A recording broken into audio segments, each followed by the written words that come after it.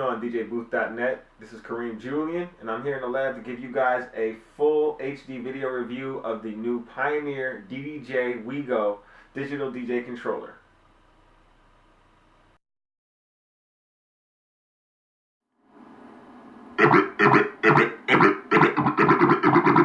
Every second, every minute, man, I swear that she can get it. Say if you a bad bitch, put your hands up high. Say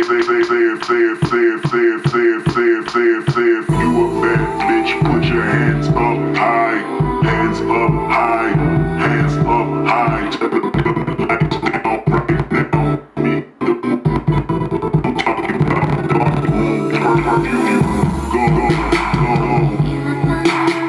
I recognize your fragrance. Hold up, you ain't never gotta say shit. And I know you hate this a little bit.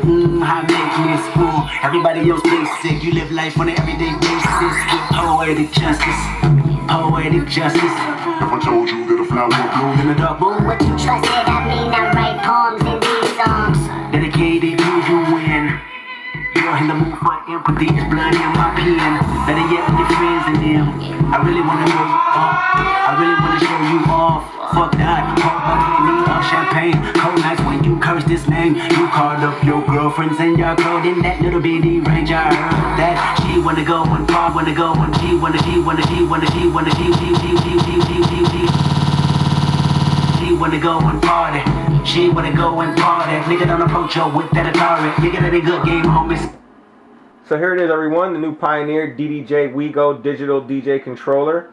And basically what we have here is a nice compact plastic chassis digital DJ controller that is meant for the entry-level or beginner style users who don't really want to break the bank when they are getting their feet wet within the digital DJ industry. So this basically allows you to plug in your USB to your computer, plug in some RCA cables to your speakers, and you're basically ready to play right out of the box. It comes bundled with virtual DJ LE. You can get it available in many different color schemes. There's 5 different color schemes available. As you can see, this is the white color. They're very nice looking and they're very small. This is about the size of a 15-inch laptop in length and width, the 15-inch widescreens, and you can probably throw this in most of your DJ bags or laptop bags or even a backpack when you're trying to take it with you on the go. So very nice small design, easy for people to get to and fro, and it's not really too cramped in terms of button layouts.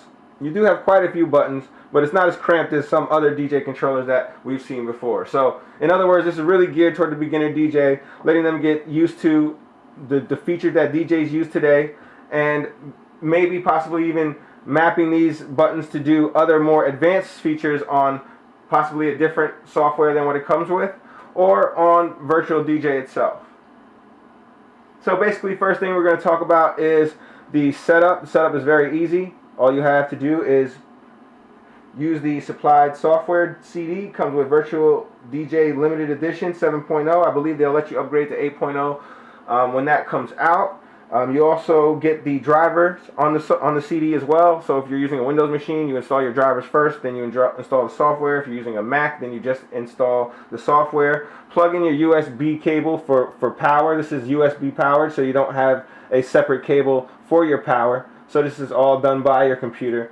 Then you plug in your RCA cables for the outputs, and you're ready to go. On the left side, you also have your on-off switch and your headphone 1/4-inch and 1/8-inch jacks. And on this side, you have your microphone 1/4-inch input, as well as your RCA outputs on the right side. So you don't have anything on the back panel or anything on the front panel. Everything is done on the sides. And you don't have any additional inputs or any additional outputs, so what you see is what you get. That's one of my minor gripes with the unit. Sometimes it's nice to have a small aux input so that perhaps you can play from another type of device, perhaps a smartphone or iPod, or even maybe an external deck that you might have. But you won't be able to do that here. Most people who are going to buy this system is just going to be on a closed system. What you see is what you get. Okay, next up we'll just talk about the mixer function. In the middle here Up first we have the crossfader. Everything is MIDI mappable on this controller, so if you're not satisfied with using it in Virtual DJ LE, you can map this to any other software of your choice, as it is a full out digital DJ controller that is MIDI mappable. As of the time of writing this and recording this video for the review, we did not have any additional mappings available on the Pioneer site, but since it comes bundled with Virtual DJ, the focus of this review will be with Virtual DJ. The skin on the actual video screen of Virtual DJ will look exactly like the DDJ WeGo. So you get a really easy layout to what's on the screen. It looks exactly the same.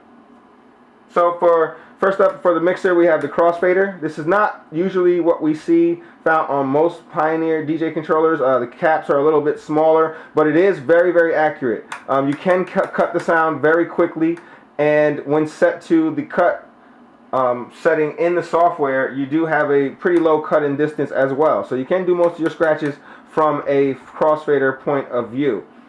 You can change the crossfader curve settings to through, regular fade, or cut right there on your software screen, right above the fader it's located. And you have your line faders here that have more resistance to them, and they're a little bit longer in throw than the crossfader. Next up, you have your 5 LED meters here that let you know exactly where you're at in terms of volume. In your mix, you have a Q button for each of your decks. You press the button, and then that's how you know what is in your monitor section as opposed to your master section. Next up, you have your low, mid, and high EQ knobs. The knobs are a little bit smaller and shorter than what's normally found on the Pioneer DJ controllers and mixers, but they have a rubberized coating to them. They all have a center click, and they feel really good, and they're all full kill as well. So you got some nice EQs here. Next up, you have your shift button, which doubles some of the different controls for your other buttons that you have here. Next up, you have your browse controls and load. You can browse up and down using this encoder that's also rubberized through your tracks, and you can press the button down in order to go to your folders, or press shift and press the button down to go back to your folders, and press the button when you select your folder to go back to your tracks.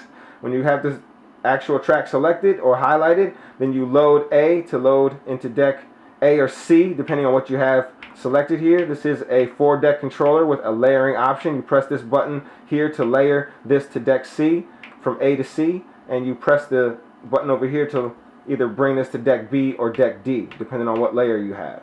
So you do have 4 decks of controls here, and it's very easy to load either of the 4 decks using the browse controls up top.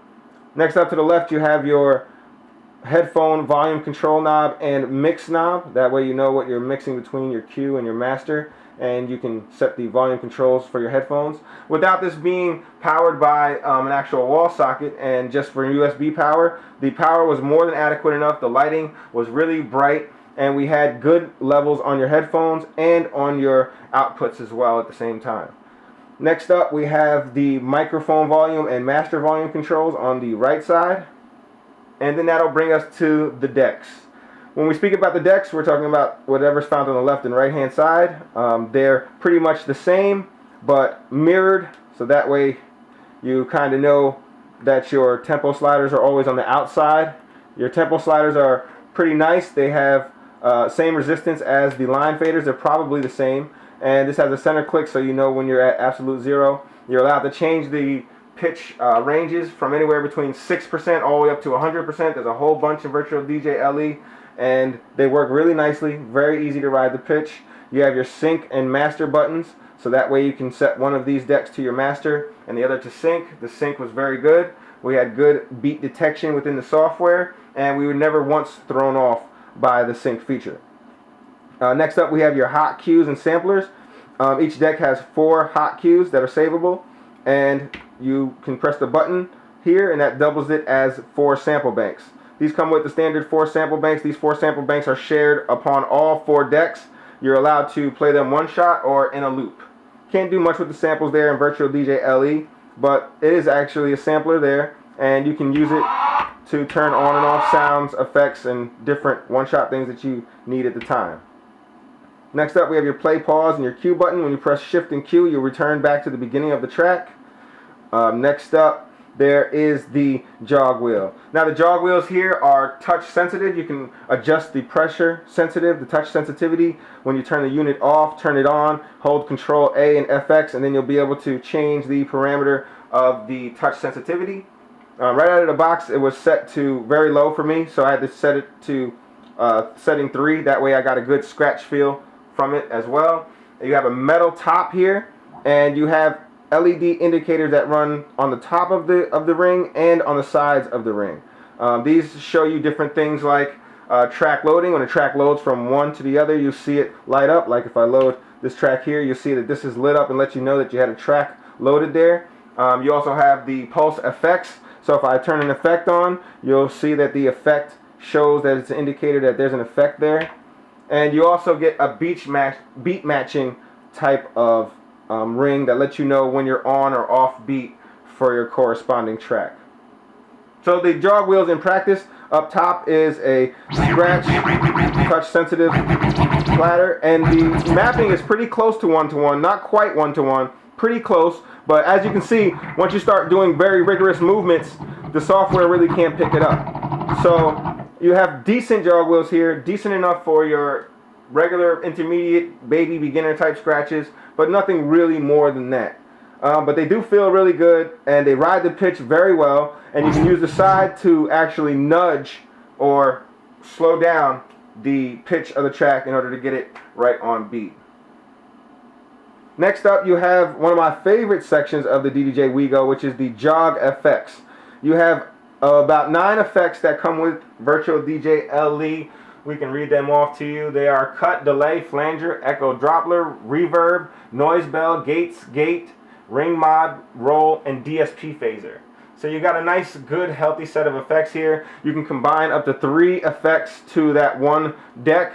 And in order to change the wet-dry parameter of the effect, you either turn the jog wheel to your right or to your left after you have those effects selected.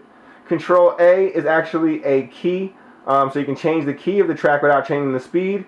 And the Control B is actually a filter, so you get your high and low pass filter. Again, all those are controlled, the parameters, by the moving of the jog wheel. Very fun to use, very cool feature. So that's basically it for the Pioneer DiskJokeey WeGo. This is the newest compact and aimed for specifically for beginners, intermediate users, or someone who really wants a compact package to take it with them on the go. You have really nice jog wheels. You have a nice crossfader here that is cut worthy. You also have a good 3-band EQ. You have a full feature set, and it comes bundled with a pretty full featured Virtual DJ LE as well. On the downside, there aren't many options when it comes to inputs and outputs. You don't have any extra booth options. You don't have any balanced XLR. But again, the beginner users are probably not going to need that anyway. And the other minor gripe with this was that there are no gain control knobs up top. The gain control knobs are where they should be within the software. But as you can see here, they did not put them. They put the load controls in their place. But I always like to have manual gain knobs just so I can control the volume perfectly with my own ears instead of letting the software do it for me. The software does a good job of auto gain, but I always like to have that final say-so in control. So for more on the full written review, you can head on over to www.djbooth.net/DJS. Keep following me on Twitter, and that's at DJBlaze_DJBooth. And keep on subscribing to the YouTube channel. That way you guys know when these videos, reviews, and news is coming out first and foremost. That username there is youtube.com/RealDJBlaze. Thanks for watching.